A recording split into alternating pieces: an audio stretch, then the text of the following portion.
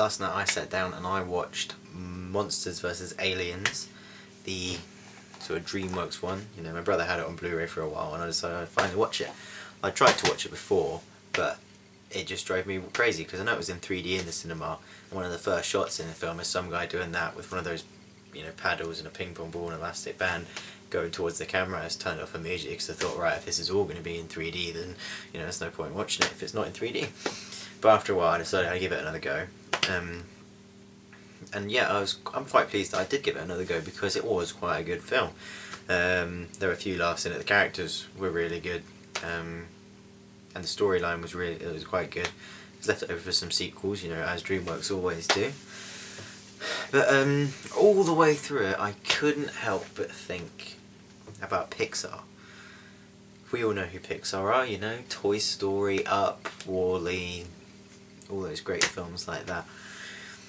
And I just couldn't help thinking about how much they've stolen from Pixar. I mean, the idea of monsters, Pixar have already done that with Monsters Inc. Admittedly, they're different kind of monsters in this because these ones exist in the real world, whereas in Monsters Inc. they exist in the monster world and they have doors through to our world to scare our children and make electricity. But still, it's the idea of monsters that are there, you know. I know monsters, you know, Pixar don't own monsters, but at the same time it's sort of there and it's kind of copying. But what really annoyed me was how similar the plot is to The Incredibles.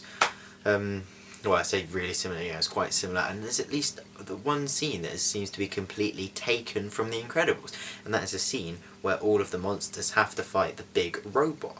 Okay, in this one it's an alien robot, and in The Incredibles it's a robot created by Syndrome, but at the same time it's still a group of people with supernatural abilities fighting a robot in a big city.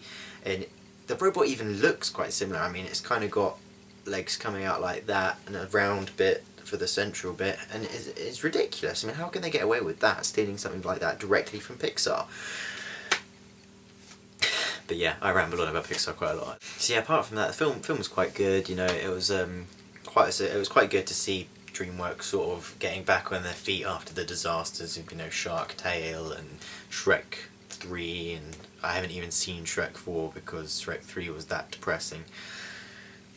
But yeah, it's good to see them get back on their feet and make some good films, and I'm hearing good things about How to Train Your Dragon as well, so, you know, I might have to watch that. But yeah, it was a fairly good film. I'd give it sort of a sort of 3.5 to 4 out of 10 if I was feeling generous. But at the same time, it's not a Pixar film.